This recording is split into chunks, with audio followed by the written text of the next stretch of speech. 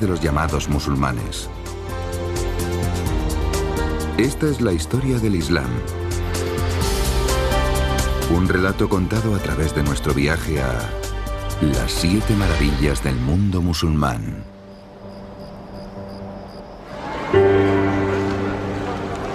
Cinco veces al día, cientos de millones de seres humanos en todo el mundo interrumpen sus quehaceres para orar.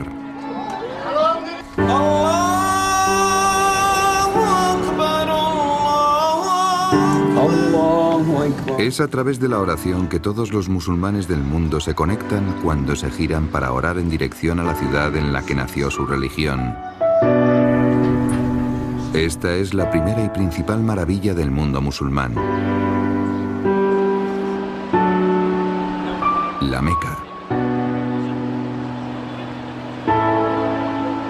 La Meca es el lugar de nacimiento del profeta Mahoma y de la religión que comenzó a enseñar hace 1400 años.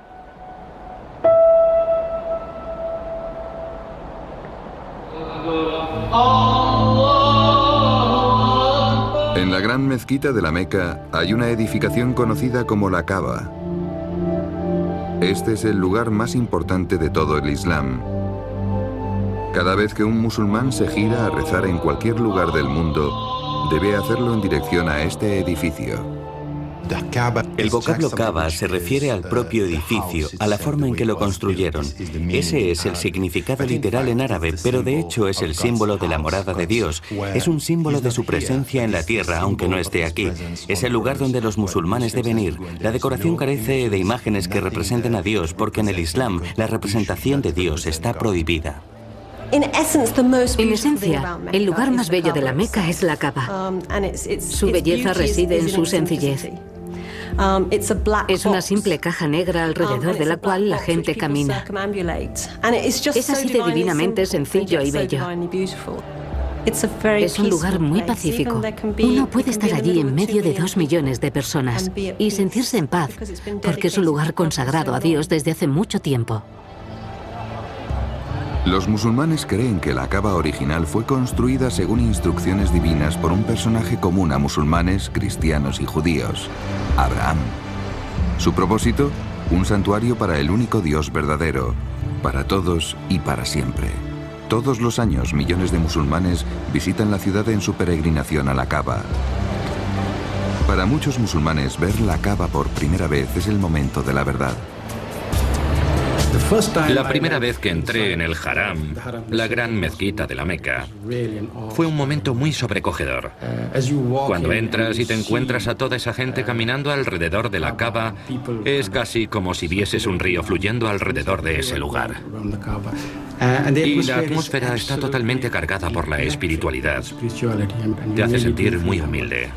He visto a musulmanes entrar en el Haram y lo primero en que te fijas si les prestas atención son las lágrimas que brotan de sus ojos. Es algo que nos demuestra lo insignificantes que somos como individuos, como seres humanos, en la presencia de Dios. Este es el lugar hacia el que los musulmanes se orientan cuando rezan 5 veces al día. Al hacerlo, se reafirman en las enseñanzas del profeta. Alá es el único Dios y Mahoma su mensajero, el último profeta. Este mensaje originó una religión que hoy en día profesan más de 1.000 millones de personas en todo el mundo. Entre estas personas hay 6 que peregrinan por primera vez. Todos sueñan con llegar a la Meca y están deseando iniciar el viaje en los próximos días. Todos viven en las inmediaciones de algunas de las mezquitas más importantes y bellas del planeta, donde todos ellos acuden para orar.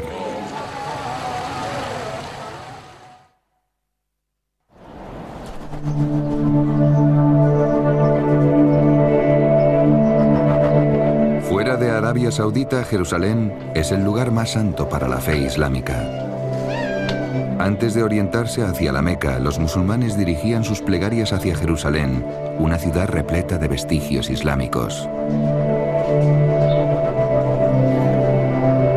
Desde casi cualquier punto de la ciudad se puede apreciar la cúpula de pizarra gris de la mezquita de Al-Aqsa, nuestra siguiente maravilla del Islam.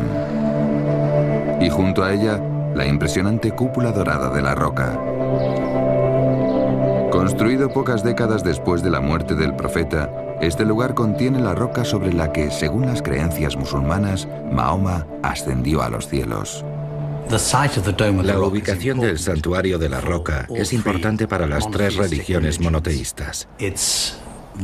El lugar es venerado por los judíos porque allí estuvo su templo. También por los cristianos, debido a todo el tiempo que Jesús pasó enseñando en Jerusalén. Y los musulmanes creen que fue desde ese preciso lugar, desde el que Mahoma inició su viaje milagroso a los 7 cielos. Y también que el juicio final tendrá lugar también aquí. Su estilo se parece mucho al de cualquier edificio cristiano de su época. Tiene unas proporciones geométricas perfectas. Es un octágono doble. También se decoró según las preferencias cristianas de la época, con mosaicos y vidrieras. La diferencia estriba en que aquí no hay representaciones de seres humanos o de animales. Es un extraño oasis, un maravilloso oasis lleno de plantas supernaturales. La supervivencia de los grandes edificios musulmanes de Jerusalén en este lugar tiene que ver con la veneración que todos, musulmanes, judíos y cristianos, sienten hacia él. Por supuesto que sus dueños han cambiado a lo largo de la historia, pero destruirlo, eso es algo muy diferente.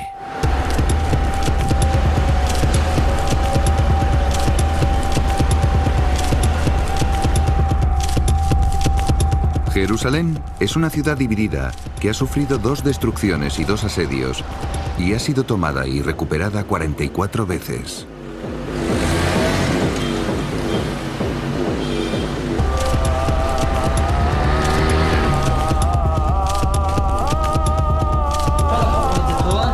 La mezquita de Al-Aqsa y la cúpula de la roca son vistas a diario por Sameh Abedin, un hombre de 23 años que trabaja en Jerusalén como repartidor de periódicos.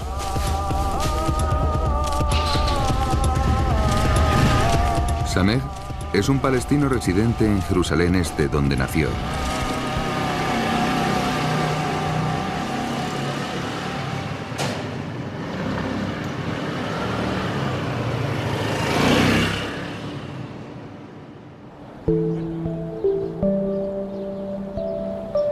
Al lado de la cúpula de la roca se encuentra la mezquita de Al-Aqsa, la tercera más sagrada del mundo musulmán tras 2 en Arabia Saudita, una en la Meca y otra en Medina. Siempre que puede, Sameh encuentra a Solad aquí. Hoy ha venido para la oración de media tarde llamada Asar.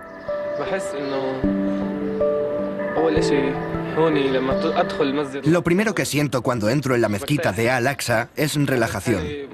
Me encuentro feliz y contento y dejo todo lo demás detrás. Olvido las preocupaciones y los problemas. Cuando estoy harto, vengo y me siento aquí. Rezo, leo el Corán y contemplo la mezquita. Deambulo por el patio y doy vueltas por ahí. Es un lugar maravilloso. Uno lo mira y al instante se siente feliz. La mezquita de Al-Aqsa es un edificio construido a finales del siglo VII. Un lugar en el que por aquel entonces miles de personas podían reunirse para orar.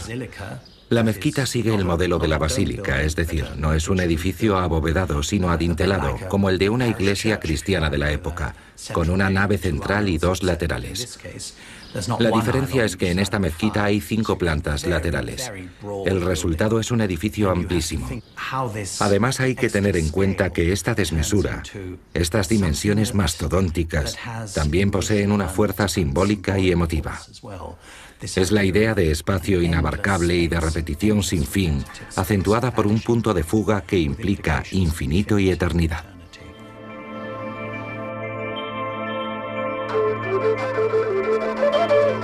La fuente de inspiración del diseño y el estilo que llevaron a la creación de esta muestra de esplendor y belleza se halla en los versos del Corán. Los musulmanes creen que el Corán es la palabra de Dios, según la revelación de Mahoma, su mensajero. Esa creencia es el pilar básico de su fe. A continuación, nos adentraremos en los 5 pilares del Islam.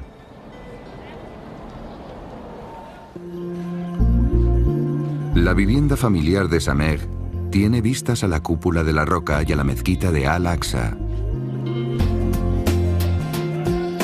Estos edificios son un recuerdo constante de que su fe siempre ha coexistido con el cristianismo y el judaísmo, tanto en esta ciudad como en el resto del mundo.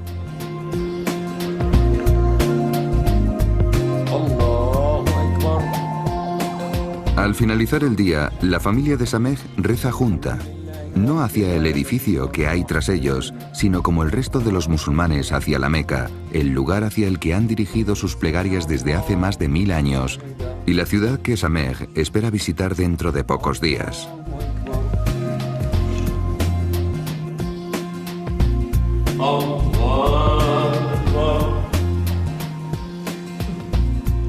En un lugar muy diferente del planeta, Isha también planea su primer viaje a la Meca. Saldrá de la ciudad española de Granada, donde se encuentra uno de los edificios más bellos de Europa, el Palacio de la Alhambra. Esta es nuestra próxima maravilla del Islam.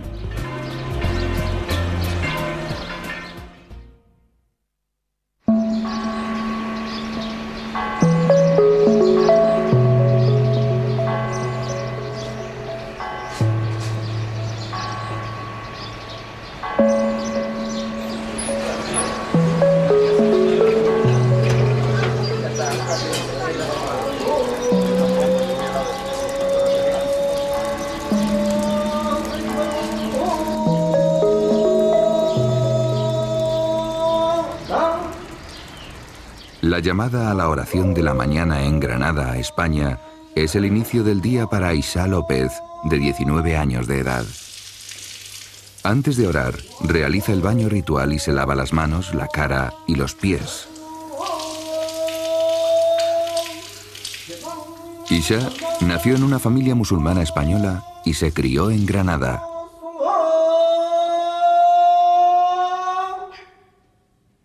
Bueno, me siento orgulloso porque Granada es mi ciudad donde nací, es donde me crié de pequeño.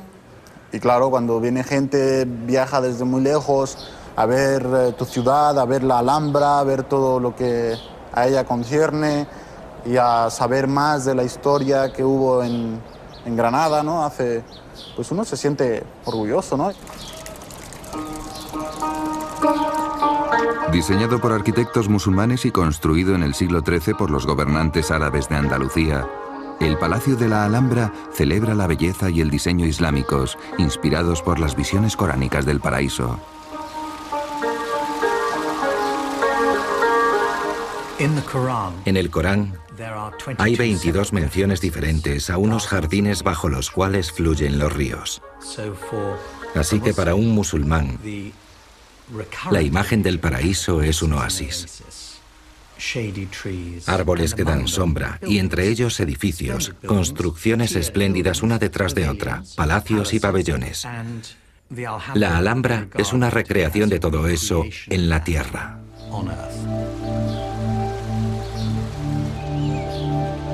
La Alhambra es una de las atracciones turísticas más visitadas de Europa. Pero pocos repararán en la nueva mezquita de Granada, construida en el otro extremo del valle y a la que Isha viene para realizar la primera oración del día.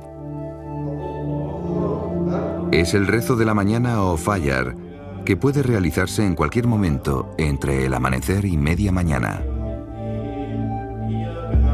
Bueno, el Salat de Fajr para mí es lo más importante, ¿no? Porque es la manera en que uno empieza el día, ¿no? Si tú empiezas rezando desde temprano, haciendo el salat con la llamada o solo en tu casa, bueno, pues es de lo más importante porque uno se levanta y hace salat y empieza el día con un buen pie, ¿no? Por decirlo de alguna manera.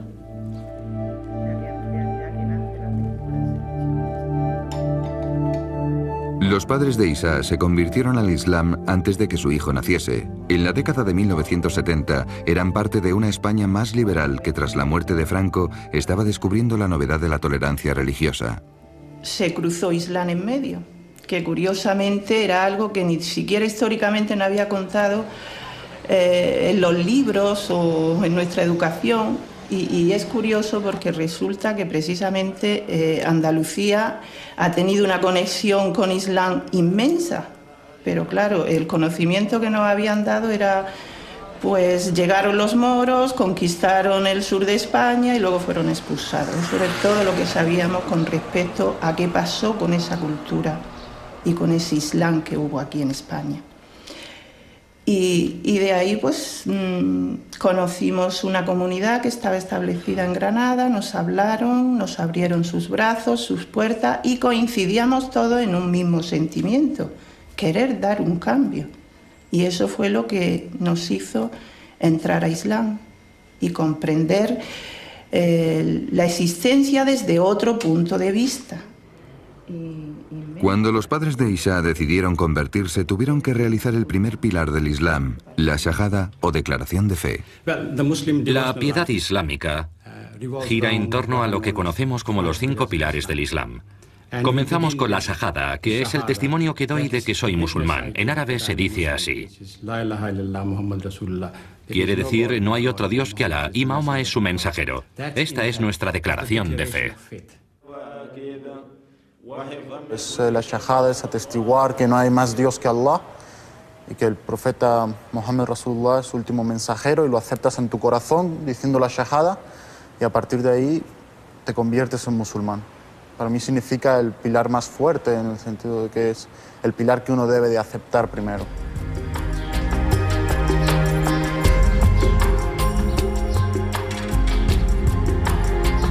La Shahada es lo que define a un musulmán, haya nacido en el seno de esa fe o se haya convertido a ella. Son las primeras palabras que un bebé nacido en una familia musulmana oye y las últimas que escucha antes de morir. Estas frases poseen una importancia monumental porque son las que conectan a los musulmanes de todo el mundo. A 1000 kilómetros al este se encuentra otro edificio en el borde del continente europeo que refleja cómo las creencias religiosas apuntalaron a todo un imperio. El Imperio Otomano, que dejó su huella en gran parte de Europa y más allá desde su centro de poder en Estambul. Hace 400 años comenzaron los trabajos de uno de los edificios más elogiados de Europa. La Mezquita Azul, nuestra tercera maravilla del Islam.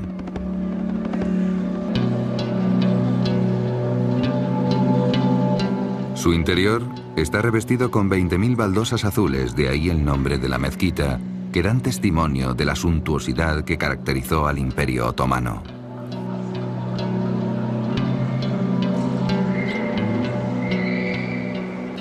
Cuando pienso en una mezquita, en cualquier mezquita que pueda imaginar, la que me viene a la cabeza es la Mezquita Azul, porque creo que simboliza el cenit de la civilización musulmana. Habla volúmenes enteros acerca del pensamiento y las enseñanzas islámicas, su sofisticación, la arquitectura que desarrollamos. Según lo veo, es como un símbolo de esperanza. Lo que logramos en el pasado, también lo conseguiremos en el futuro. Para mí, la Mezquita Azul no es solo un edificio sublimemente bello, es una estructura muy enraizada en el pasado. También es una estructura de esperanza que contiene un gran pasado, pero espero que cuente con un futuro interesante. Ehan Nokolchi se dirige a la Mezquita Azul para cumplir con la oración del mediodía, llamada Ashur. Esta oración tiene lugar cuando el sol está en su punto más alto y puede realizarse hasta que la sombra de algo tenga su mismo tamaño.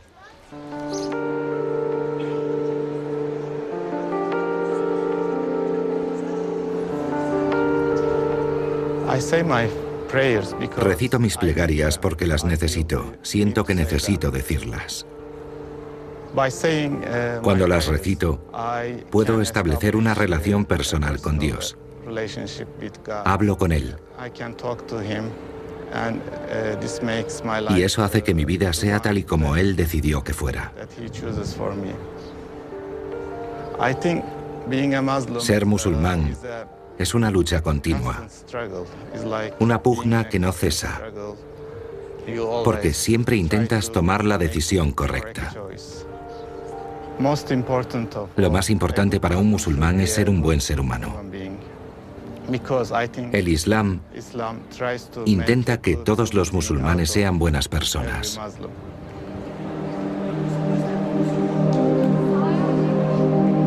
Las oraciones desempeñan un papel fundamental en la vida de los musulmanes. forman el segundo pilar del Islam.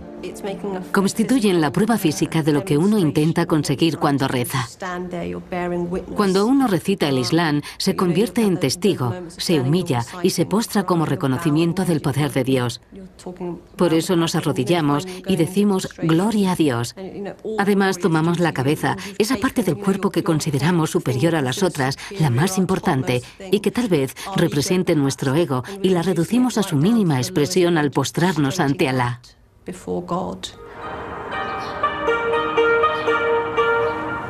Por muchas cosas que dividan a los seguidores del Islam y por mucho que sus vidas difieran en todo el mundo, la oración hacia la Meca los une a todos. En la próxima fase de nuestro viaje, dejaremos Europa y veremos lo que ocurre cada viernes en una mezquita única en África Occidental. Nuestra nueva maravilla del Islam es una mezquita hecha de barro.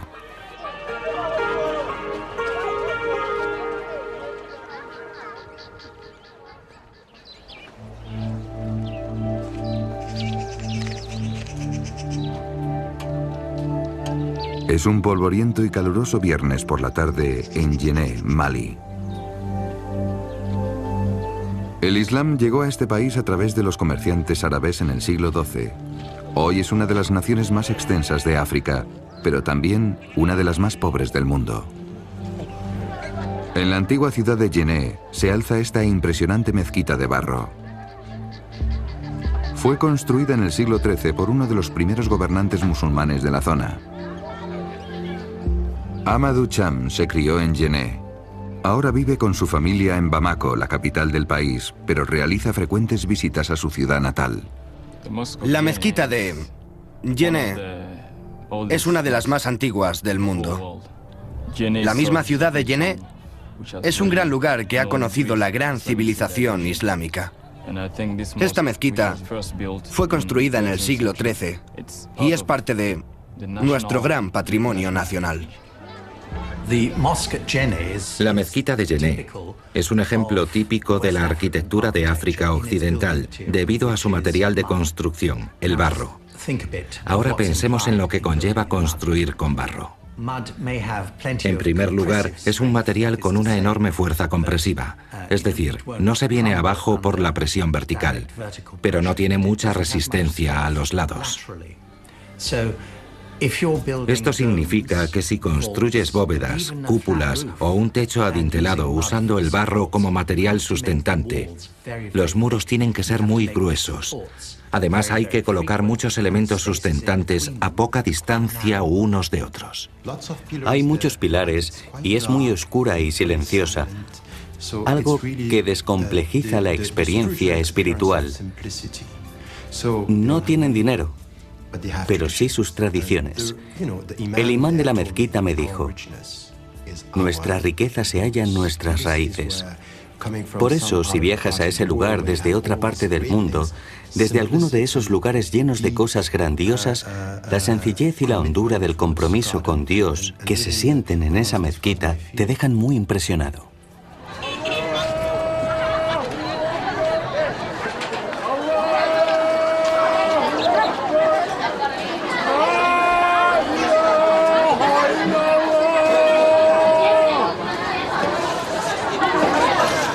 Todos los viernes el centro de la ciudad de Yené se anima.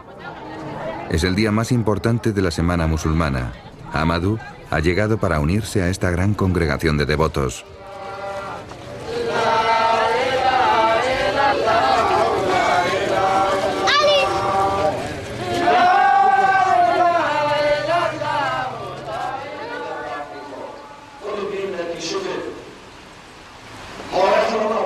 La oración del viernes es la que todos los musulmanes están obligados a realizar juntos cada semana. Sustituye a la primera de la tarde. Y como el servicio dominical para los cristianos, la oración del viernes incluye un sermón a cargo del imán local. Dios terminó la creación de la tierra, del cielo y de la tierra, un viernes. Y también fue un viernes cuando Dios insufló vida a Adán, el primer padre de la humanidad. Es por esto que también es el día en que oramos juntos, porque es una celebración.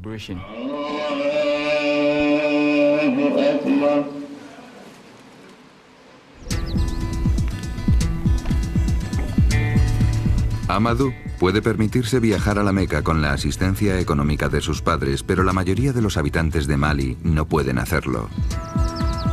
El tercer pilar del Islam es el Sikha, que se ocupa de las diferencias de ingresos. Los musulmanes están obligados a donar el 2,5% de sus ingresos a la caridad. Normalmente entregas el Sikha a los que se lo merecen, los pobres. También puedes ayudar a miembros de tu familia y demás parientes que lo merezcan o que sean pobres. En algunos países musulmanes hay instituciones que recolectan la limosna. Son fundaciones piadosas que cuidan de los huérfanos y de otros necesitados. En otros lugares es el Estado el que reúne las aportaciones y luego las distribuye entre los pobres. La necesidad de justicia social e igualdad en las sociedades islámicas es ahora mayor que nunca. El tercer pilar del Islam es un concepto social que intenta solucionar esos problemas.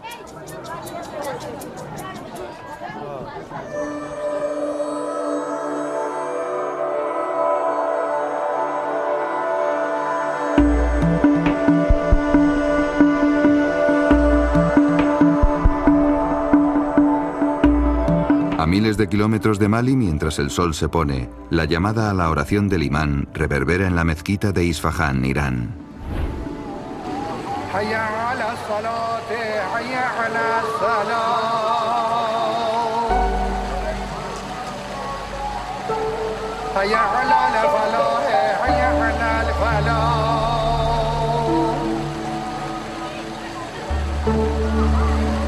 Cuando fue construida, esta mezquita era el edificio más impresionante del Imperio Persa. Como puedes ver, es un lugar tranquilo y pacífico para orar. Y además es histórico. Se sienten las miles de personas que han venido aquí a rezar antes que tú. Y te sientes unido a ellas por la sensación que proporciona sentarse sobre las mismas piedras que otros musulmanes antes de ti. Así te vinculas al pasado y al futuro. Este edificio constituye un ejemplo de las distintas funciones que las mezquitas cumplen, además de la de lugar de culto. El Masjid Imam o Masjid Isa, como solía llamarse en Isfahán, es en cierto sentido la joya de la corona de la arquitectura persa de los siglos XVI y XVII. Es con diferencia la mayor mezquita construida en esos tiempos. Se erigió como una afirmación del poder imperial y nos recuerda que en el mundo islámico la mezquita no es como la iglesia del cristianismo. No es solo un lugar de culto, sino también de reunión, de leyes y de formación. Por eso en el Islam no existen las asambleas políticas y en algunos casos tampoco tribunales, porque todo se hace en la mezquita. La mezquita es el auténtico centro de la comunidad. Templos como este nos lo recuerdan.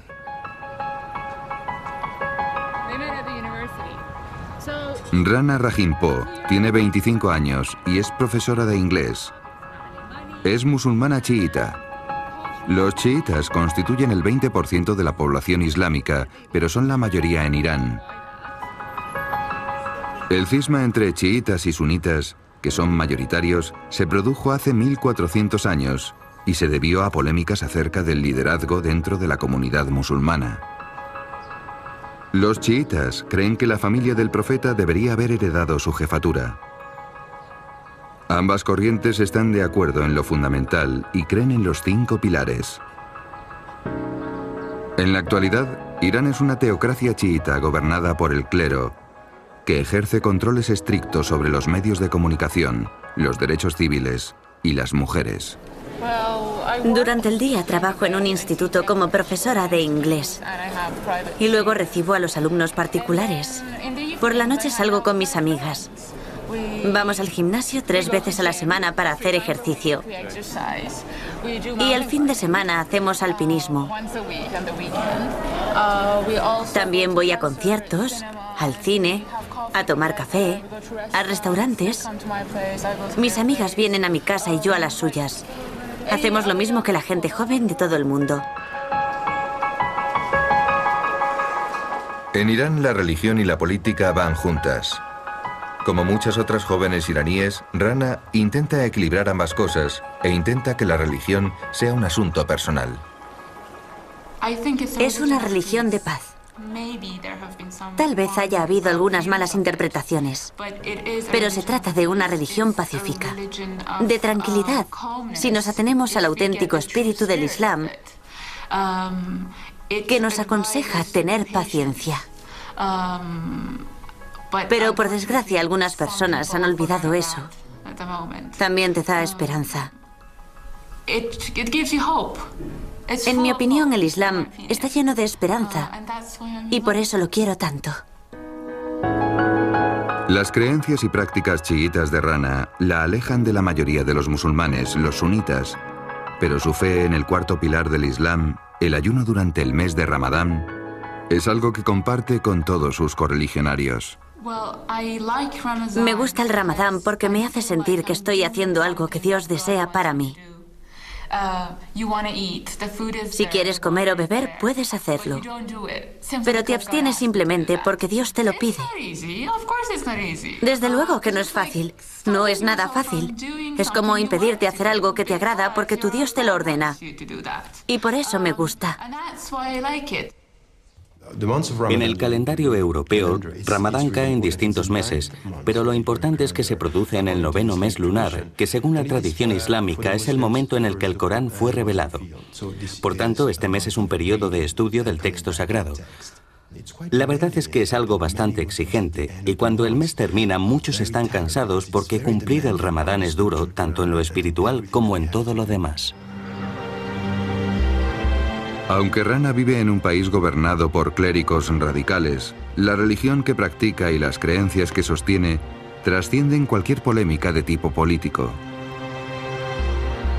Igualmente, Rana realiza su culto en este edificio como una forma elegante de honrar los rituales eternos de la fe islámica.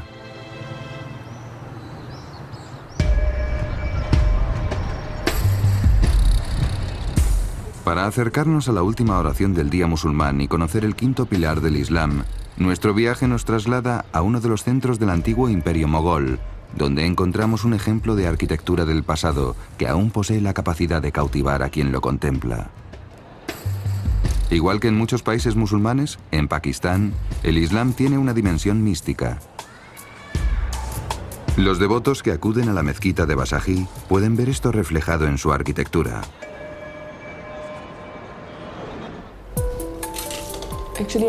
Ayer me acosté tarde porque me llevé trabajo de la oficina.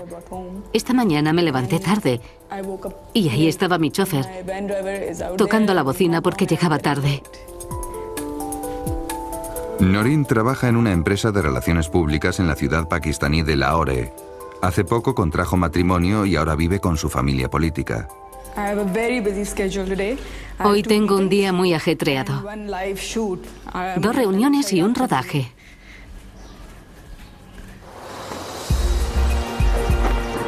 Lahore es la segunda ciudad más grande de Pakistán y durante el siglo XVI fue uno de los centros del gran imperio mogol. Aquí, en el corazón del casco antiguo de la ciudad, está la mezquita Basaji, un maravilloso exponente de la arquitectura de su tiempo.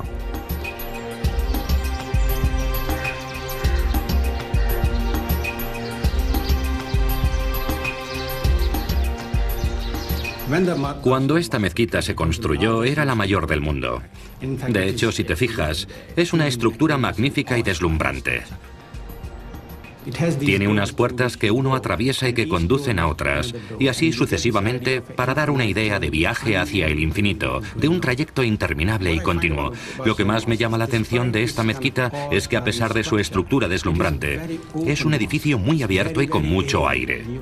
Estés donde estés, puedes sentir el viento fresco, algo que refleja la naturaleza del Islam en el subcontinente indio en aquella época, cuando el Islam era un sistema abierto que daba la bienvenida a todos, a cualquier visitante o a quien quisiera entrar en sus mezquitas.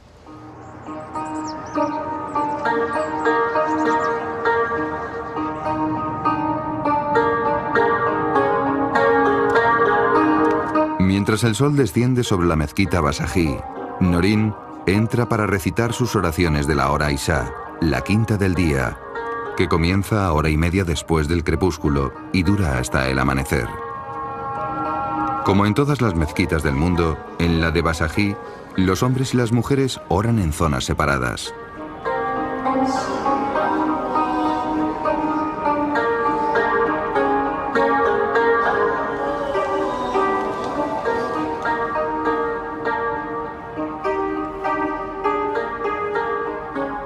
El quinto pilar del Islam es el peregrinaje a la Meca.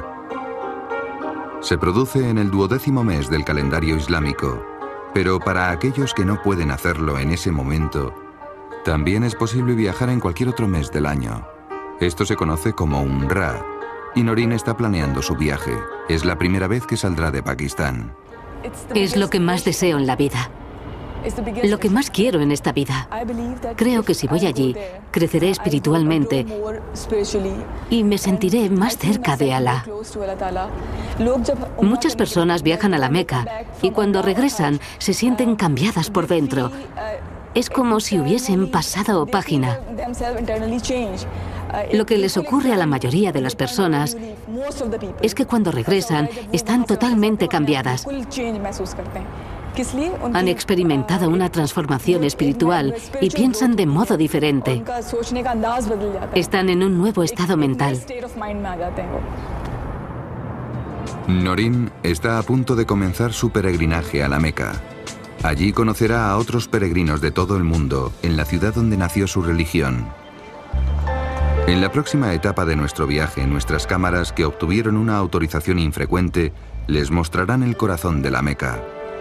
Así podremos presenciar el viaje de una vida para tantos musulmanes y descubrir la máxima maravilla del mundo musulmán.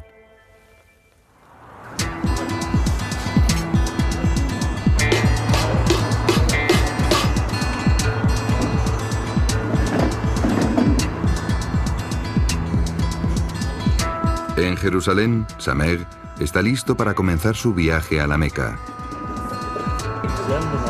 Su padre, dueño de un negocio de sastrería, ha estado allí un par de veces. En el mismo instante en que tus ojos ven la Kaaba, ocurre algo que no se puede explicar.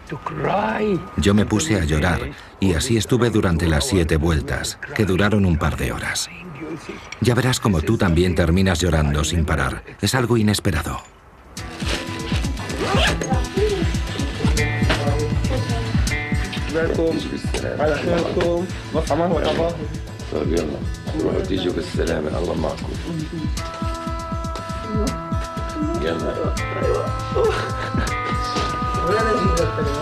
Samer madruga porque tiene que viajar por carretera desde Jerusalén a Jordania y luego a Arabia Saudita.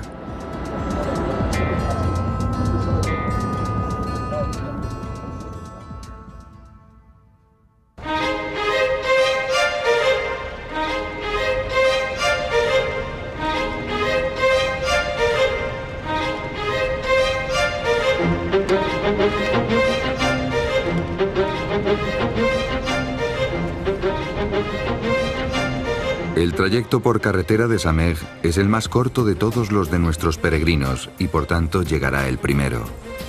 Cuando se está acercando a la Meca tiene que cambiarse de ropa antes del ritual.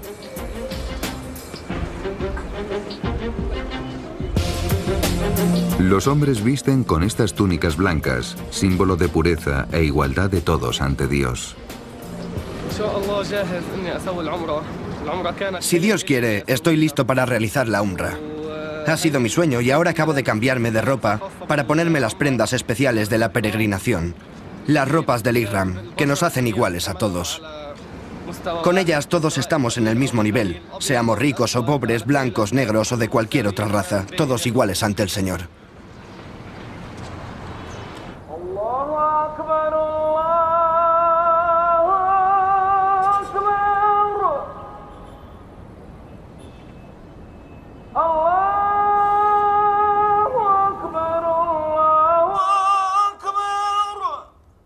Ali al-Mullah es una de las 12 personas que realizan la llamada a la oración desde la mezquita de la Meca.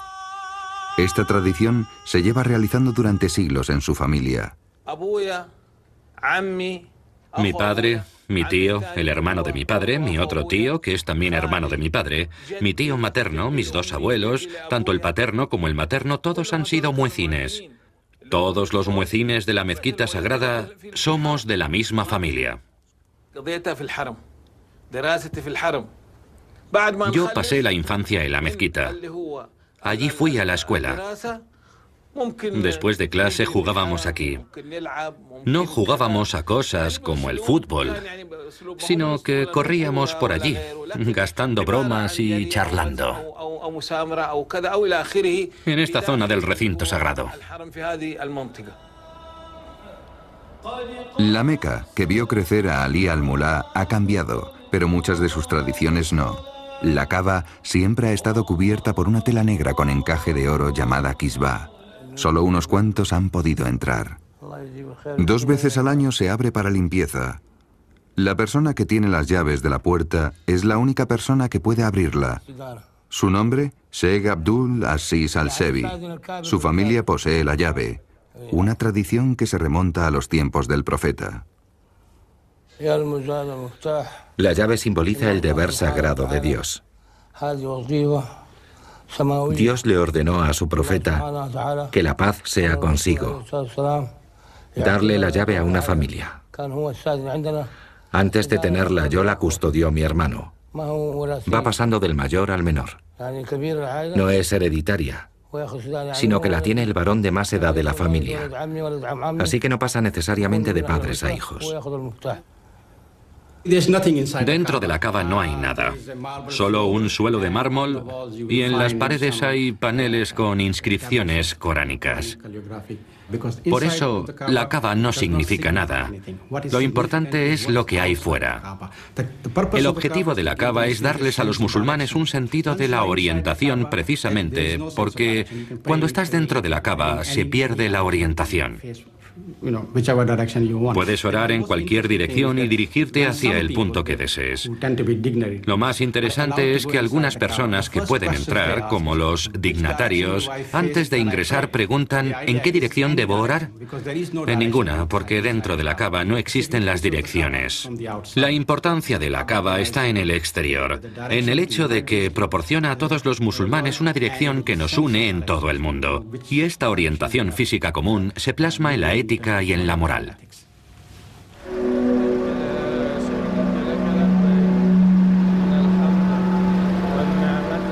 En cuanto entra en la zona alrededor de la mezquita sagrada, Sameh no para de recitar versos que afirman su presencia ante Dios y lo presentan ante Él.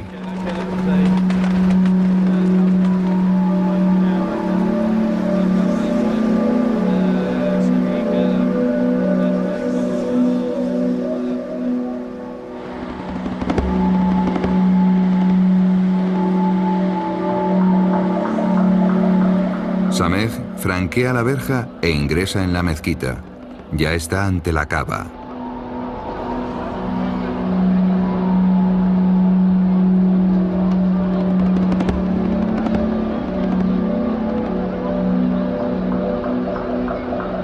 Allí se une a cientos de peregrinos y comienza a rodear el cubo 7 veces. Lo más importante es caminar alrededor del centro, porque simboliza tu propia vida tratando de encontrar su centro. No sabemos por qué 7 veces. Algunos especialistas dicen que en tradiciones más antiguas el número 7 significaba viaje y de ahí viene su vínculo con Dios. Pero para mí lo que importa es el concepto de encontrar el centro.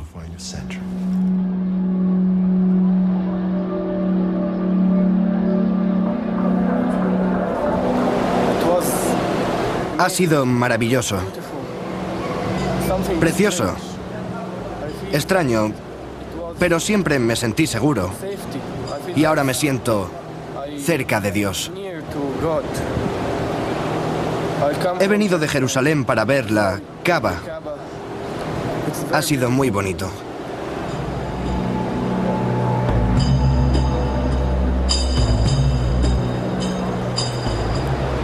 Maravilloso, asombroso. Estoy demasiado emocionado. para describirlo con palabras.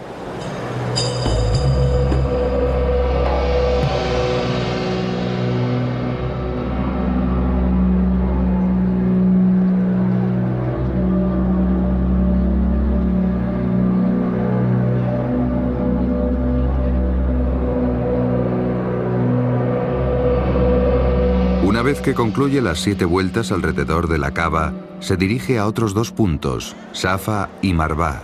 Irá de uno al otro 7 veces. Los musulmanes creen que Agar, la mujer de Abraham, recorrió la distancia entre estos 2 puntos buscando agua para su hijo recién nacido. Y aquí oyó el sonido de un manantial que todavía proporciona agua a los millones de peregrinos de hoy en día. Una vez más podemos entender la relación existente entre buscar agua, que simboliza la pureza, y conectarlo con el centro, y el centro con la oración, de forma que todo esté vinculado. Oramos a un solo Dios y buscamos agua para encontrar nuestro centro. Es pureza, espiritualidad y cercanía.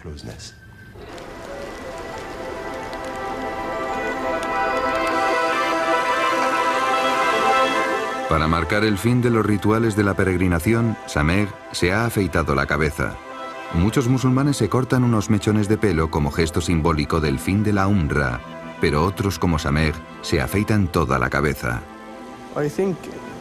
Tenía que peregrinar por mi hermano muerto. Es la segunda razón por la que he venido a la Meca. Cuando murió era joven, solo tenía 21 años cuando sufrió aquel accidente de tráfico. No había visto mucho de la vida, solo tenía 21 años.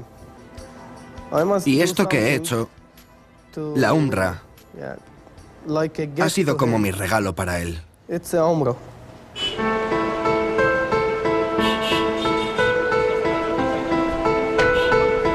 Una vez que la peregrinación ha terminado, Sameh se prepara para regresar a Jerusalén. En Irán, Rana Rahimpur ha tenido que cancelar su viaje por problemas en el trabajo.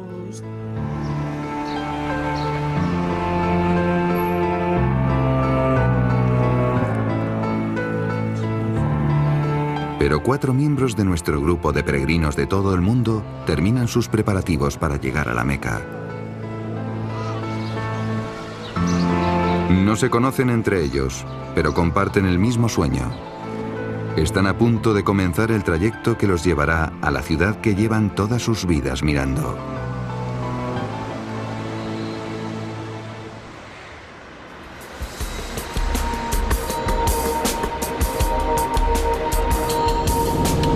El viaje que nuestros peregrinos han realizado lleva haciéndose desde los tiempos de Mahoma, hace 1400 años.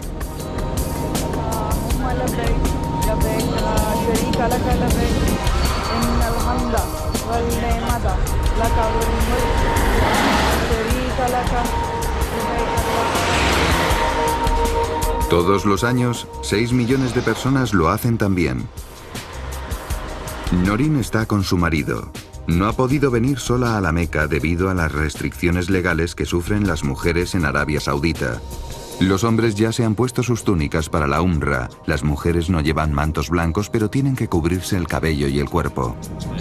Este es uno de los momentos más esperados de mi vida. Este es el lugar en el que los musulmanes se reúnen desde hace más de 1400 años. Y yo voy a poder ver la casa de Dios. Va a ser un gran momento para mí. Una ocasión realmente histórica de mi vida. A cada kilómetro que me aproximo a la Kaaba, me emociono más. El corazón me palpita y tengo la boca seca, porque este va a ser el momento más importante de mi vida. Un instante que he anhelado toda mi vida.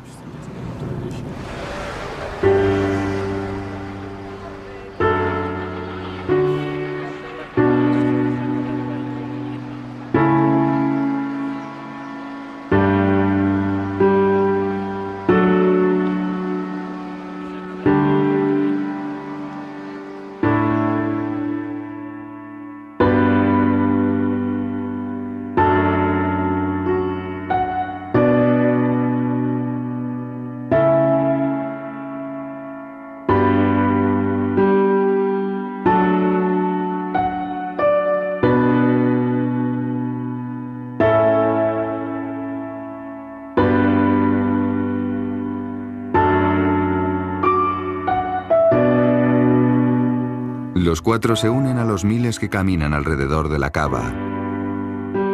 Aquí, en la mezquita sagrada, no hay separación entre hombres y mujeres. Todos los días rezo 5 veces. Esté donde esté, siempre lo hago orientado hacia este lugar. Y ahora estoy aquí. ¿Qué más puedo pedir? Cuando te colocas frente a la Kaaba, es increíble. ¿Qué más puedes querer en la vida? La sensación es abrumadora. Lloraba y reí al mismo tiempo. Es increíble. Ha rebasado todas mis expectativas. Sentía que era parte de ello y que aquello era parte de mí, que formaba parte de mi ser. Cuando alguien me empujaba, ni siquiera lo sentía. Estaba tan llena de Alá y tan concentrada en la contemplación de la Kaaba que fue como si estuviese completamente sola. He sentido cosas que no había sentido en toda mi vida. Cosas que nunca había vivido.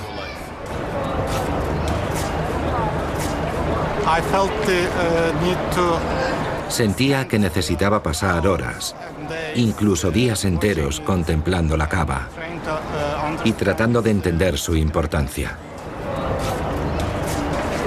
Es una sensación de felicidad que al mismo tiempo te hace llorar. Uno intenta entenderlo todo, pero es como... Y de repente quedas limpio de todo pecado. Sí, sí, sí. Y del dolor.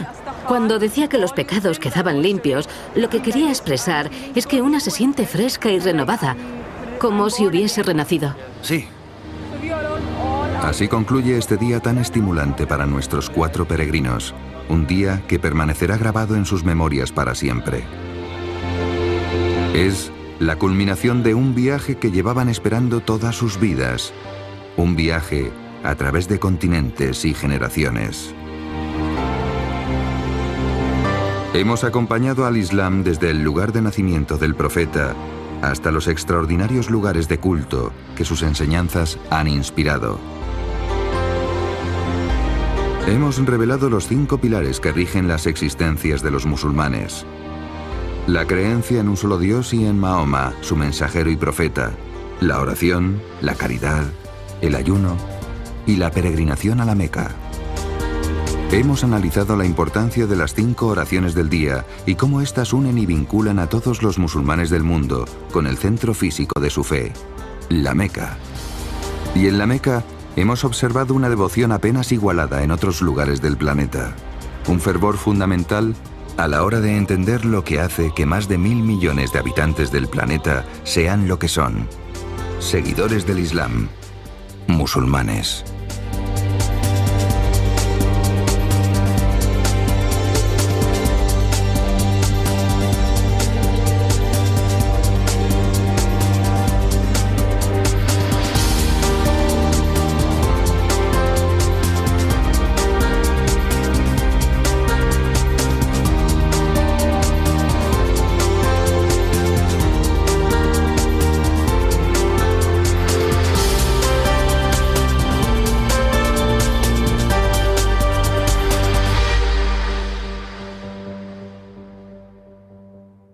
Para mí. Una ocasión realmente histórica de mi vida. A cada kilómetro que me aproximo a la Kaaba, me emociono más. El corazón me palpita y tengo la boca seca, porque este va a ser el momento más importante de mi vida. Un instante que he anhelado toda mi vida.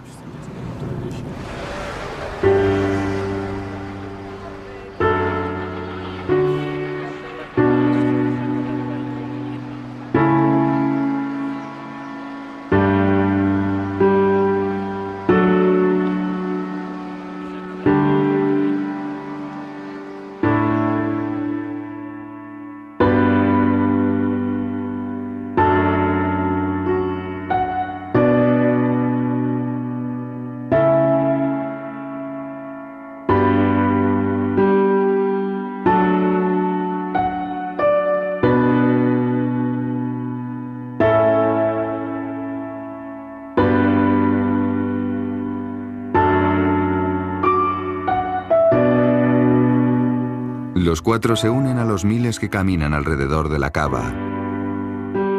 Aquí, en la mezquita sagrada, no hay separación entre hombres y mujeres. Todos los días rezo 5 veces. Esté donde esté, siempre lo hago orientado hacia este lugar. Y ahora estoy aquí. ¿Qué más puedo pedir? Cuando te colocas frente a la Kaaba, es increíble. ¿Qué más puedes querer en la vida? La sensación es abrumadora. Lloraba y reí al mismo tiempo. Es increíble. Ha rebasado todas mis expectativas. Sentía que era parte de ello y que aquello era parte de mí, que formaba parte de mi ser. Cuando alguien me empujaba, ni siquiera lo sentía. Estaba tan llena de Alá y tan concentrada en la contemplación de la Kaaba que fue como si estuviese completamente sola. He sentido cosas que no había sentido en toda mi vida. Cosas que nunca había vivido.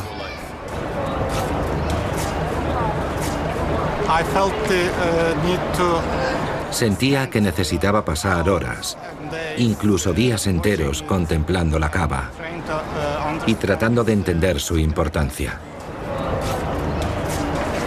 Es una sensación de felicidad que al mismo tiempo te hace llorar. Uno intenta entenderlo todo, pero es como... Y de repente quedas limpio de todo pecado. Sí, sí, sí. Y del dolor. Cuando decía que los pecados quedaban limpios, lo que quería expresar es que una se siente fresca y renovada, como si hubiese renacido. Sí. Así concluye este día tan estimulante para nuestros 4 peregrinos. Un día que permanecerá grabado en sus memorias para siempre. Es la culminación de un viaje que llevaban esperando todas sus vidas. Un viaje a través de continentes y generaciones. Hemos acompañado al Islam desde el lugar de nacimiento del profeta hasta los extraordinarios lugares de culto que sus enseñanzas han inspirado. Hemos revelado los 5 pilares que rigen las existencias de los musulmanes. La creencia en un solo Dios y en Mahoma, su mensajero y profeta. La oración, la caridad, el ayuno y la peregrinación a la Meca. Hemos analizado la importancia de las 5 oraciones del día y cómo éstas unen y vinculan a todos los musulmanes del mundo con el centro físico de su fe, la Meca. Y en la Meca hemos observado una devoción apenas igualada en otros lugares del planeta. Un fervor fundamental a la hora de entender lo que hace que más de 1.000 millones de habitantes del planeta sean lo que son. Seguidores del Islam, musulmanes.